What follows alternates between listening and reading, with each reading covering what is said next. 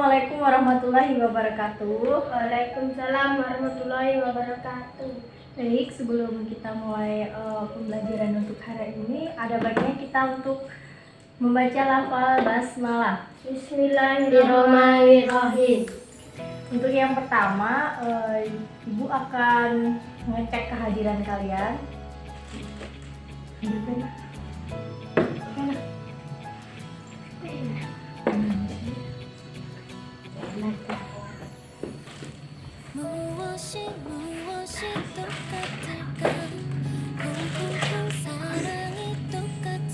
Baik, untuk aksen yang pertama Anggara. Aksen yang kedua Furqan Ramadan. Hadir. Apakah ada tugas dari Ibu dan Minggu kemarin? Tidak ada.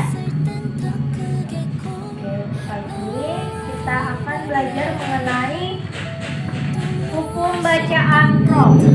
Apakah kelihatan dari situ? Kanan.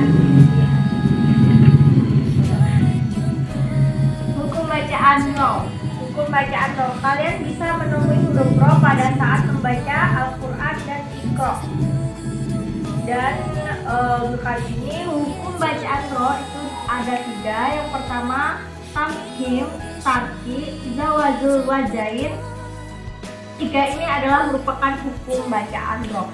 Biasanya huruf ro ini akan kalian temui ketika kalian mengaji. Di dalam surat apapun pasti kalian menemui huruf ro.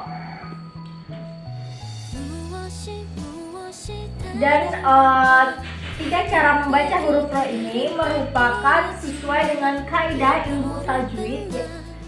Ada 3, yaitu tafhim, tarki, zawazul wajain.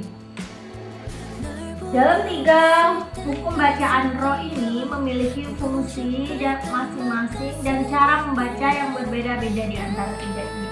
Untuk yang bacaan tafhim artinya yaitu dibaca huruf ro dibaca dengan tebal. Hukum bacaan ro dibaca tafhim atau tebal apabila ro berharokat fathah atau fathah kaid. Ini adalah contohnya. Ro ini berharokat fathah dan kabiron. Ro ini berharokat fathah tanwin.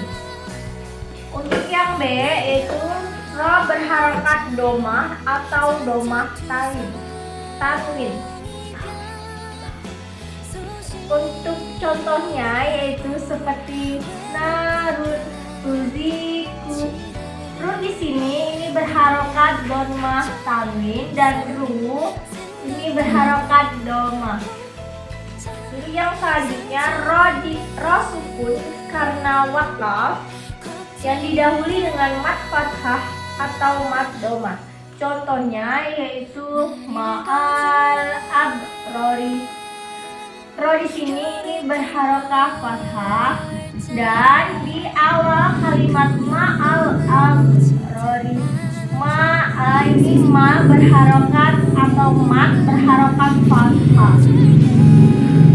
Untuk yang selanjutnya yaitu dibaca tarki atau ra dibaca tarki.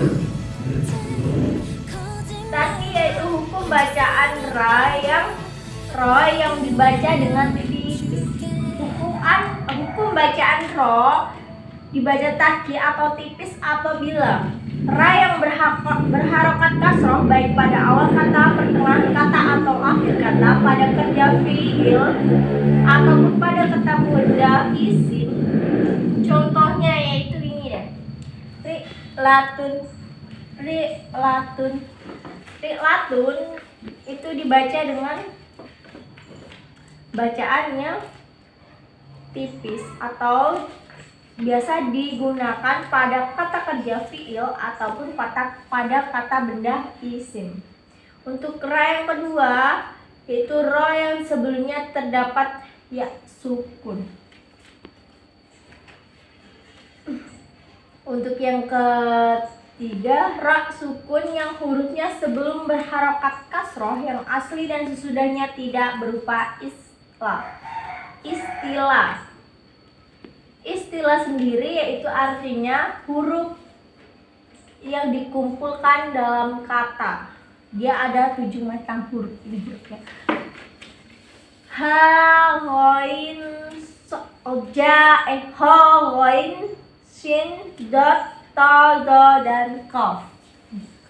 Hurufnya ada 1, 2, 3, 4, 5, 6. Ada 7 huruf yang disebut dengan huruf istilah.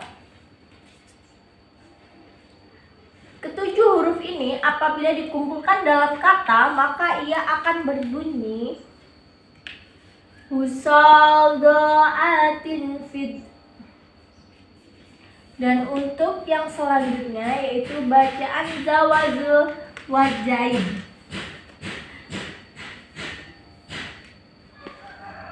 Zawazul wajain yaitu artinya ro boleh dibaca tipis atau tebal.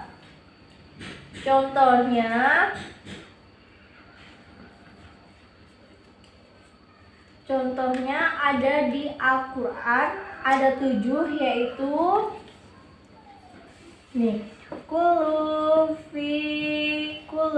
firukin. Nih, ru ini berarti ke dalam, termasuk huruf yang dibaca tebal masuk ke dalam di bacaan tafhim, atau biasa disebut jawazul wajain. Ini bisa dibaca keduanya, bisa diartikan sebagai tafhim dan bisa diartikan tarkib.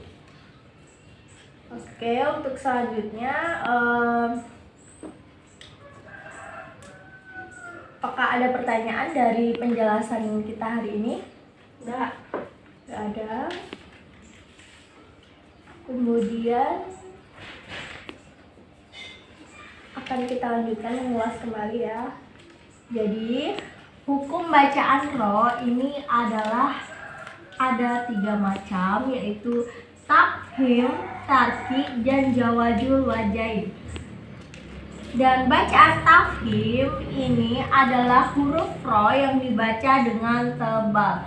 Apabila huruf ro tersebut berharokat fathah, tanwin, domah, dan domah tanwin, atau yang didahului wakaf yang didahului dengan mat fathah atau mat tanwin. Untuk bacaan tarki ini dibaca dengan tipis. Contohnya ini, rihlatun khairi fira mauta. Dan untuk bacaan zawazul wajain ini bisa dibaca dengan tebal dan bisa dibaca dengan tipis. Contohnya yaitu kullu firruki. Ru di sini termasuk ke dalam bacaan tafhim. Karena tafhim dibaca tebal apabila terdapat domah atau tanwin pada harokatnya. Dan istilah itu ada 7 huruf, yaitu ja, gha, sad, dot, ta, do, dan qaf. 3 macam huruf ini. Baik, akan kita lanjutkan dengan latihan. Kalian akan saya berikan soal, maka silakan kerjakan. Karena waktu kita sudah habis, maka latihan ini kalian lebih baik kalian kerjakan di rumah, dan besok silakan dikumpul kembali kepada saya. Apakah ada pertanyaan dari penjelasan materi hari ini? Tidak.